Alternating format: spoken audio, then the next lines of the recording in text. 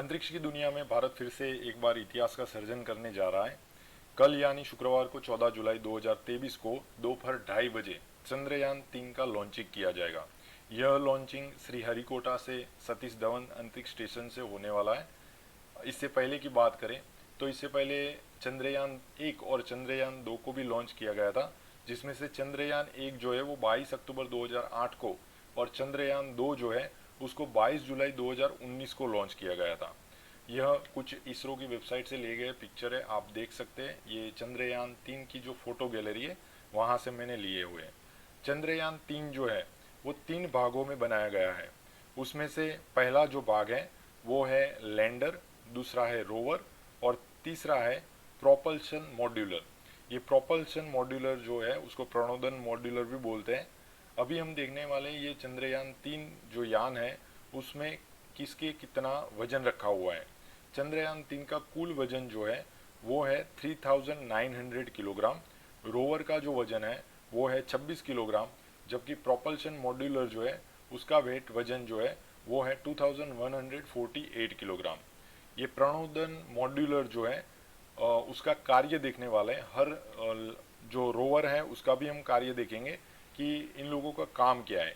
प्रणोदन modular जो है उसका काम है जो लैंडर और रोवर है उनको चंद्र की सतह तक ले जाना, लेकिन चंद्र का जो एटमॉस्फेयर होगा उसके 100 किलोमीटर तक, यानी कि चंद्रमा के 100 किलोमीटर के भीतर लैंडर और रोवर को ले जाने का काम होगा प्रणोदन मॉड्यूलर का। इसके बाद रोवर जो है वो रोवर का क्या करेगा, तो रोवर चंद्रयान 3 का करवाएगा सुरक्षित लैंडिंग, क्योंकि लास्ट टाइम चंद्रयान 2 विफल हुआ था, इसी वजह से वो सुरक्षित लैंडिंग नहीं कर पाया था। तो इस बार रोवर जो है वो चंद्रयान 3 का मजबूत तरीके से सुरक्षित लैंडिंग करवाएगा। चंद्रयान 3 का जो रोवर है वो चंद्रयान 2 के रोवर से ज़्यादा मजबूत है, क्योंकि लास्ट टाइम जो गलती हुई थी वो वापस रिपीट न हो।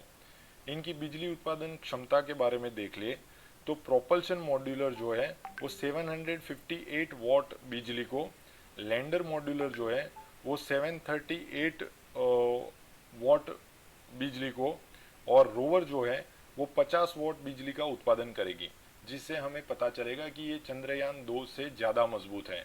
प्रोपल्शन मॉड्यूलर जो है वो 758, लैंडर 738 और रोवर जो है वो 50 वॉट बिजली का उत्पादन करेगा।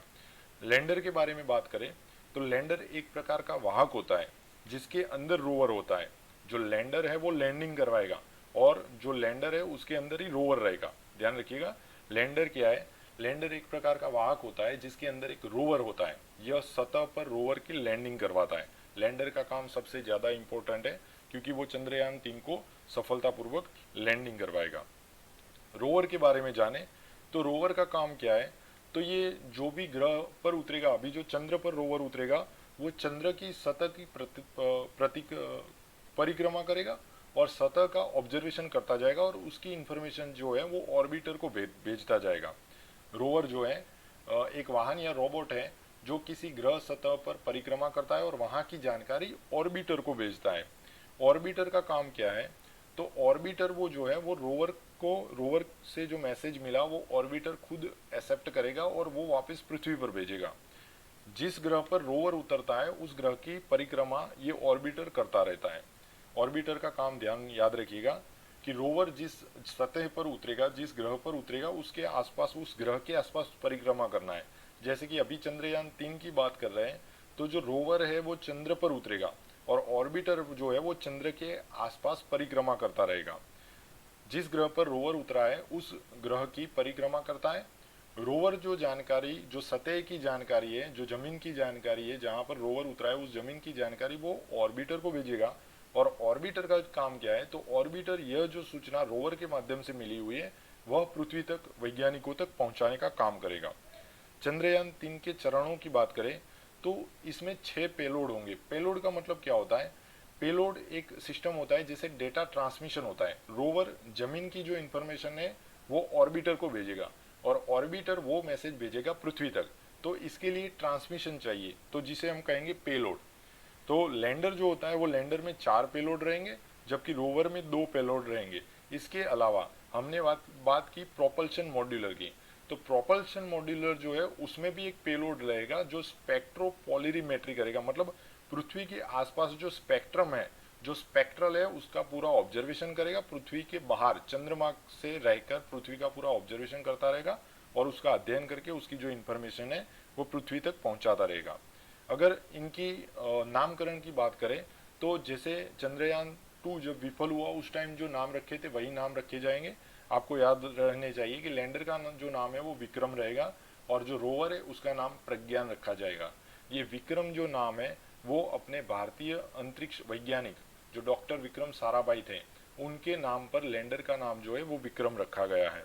अब लैंडर और रोवर के कार्य के बारे में जान लेते हैं। तो लैंडर का काम क्या है? तो लैंडर जो है वो रोवर की गतिशीलता नापता रहेगा। जो रोवर जो कितनी स्पीड में जा रहा है, कहाँ कहाँ ऑब्जर्व कर रहा है, वो रोवर की गतिशीलता एवं वहाँ का जो टेम्परेचर क्या है, वहाँ की मिट्टी का टेम्परेचर क्या है, जहाँ पर लैंडर लैंड हो रहा है उसकी मिट्टी कितनी कठोर है, ये सब नापने का काम जो है वो लैंडर का रहेगा ताकि वो सफलतापूर्वक इस बार चंद्रयान को लैंडिंग करवा सके। फिर से याद रखिएगा, लास्ट टाइम चंद्रयान 2 इसलिए विफल रहा था क्योंकि जो लैंडिंग का जो टाइमिंग पीरियड या कनेक्शन जो है वो कनेक्टिविटी छूट गई थी। तो इस बार सबसे ज़्यादा फोकस रहेगा लैंडिंग का। तो ये लैंडर जो है वो लैंडर का काम क्या रहेगा? तो रोवर की एक तो रोवर की गतिशीलता नापेगा, उसके साथ साथ तापमान नापेगा और चंद्र की जो मिट्टी है उस मिट्टी का टेम्परेचर कितना है एवं जहां पर लैंडर लैंडिंग करने वाला है उस मिट्टी की कठोरता कितनी है, वो मिट्टी कैसी है, ये सब नापने का काम जो है वो लैंडर करेगा। और इस मिशन के दौरान ये परीक्षण किया जाएगा कि चंद्रमा की मिट्टी कैसे है। इसके अलावा अगर हम बात करें रोवर के कार्य की, तो रोवर की जैसे मैंने बात की कि रोवर वो सतह पर जो सतह है वो सतह पर कंटिन्यू ऑब्जर्व करता रहेगा। यह लैंडिंग स्थल के आसपास की मूलभूत संरचना जो मिट्टी है उसकी संरचना कैसी है उसका अध्ययन करेगा।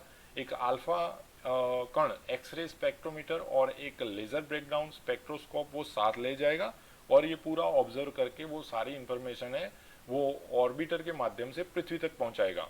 चंद्रयान 3 में एक स्वदेशी लैंडर मॉड्यूल, एक प्रोपल्शन मॉड्यूल और एक रोवर भी है जिसका उद्देश्य यह है कि अंतरिक्ष अभियानों के लिए आवश्यक नई तकनीकों का विकास और प्रदर्शन करना है। इसलिए कहा जा रहा है कि इस मिशन के सफल होते ही भारत के लिए अंतरिक्ष के कई रास्ते खुल जाएंगे और अपने वैज्ञानिक जो है जो लास्ट टाइम चंद्रयान 2 की किसी वजह से उनकी मेहनत फैल गई थी वो इस बार सफलता की ओर जाएंगे। यह वीडियो देखने के लिए आप सभी का बहुत बहुत धन्यवाद।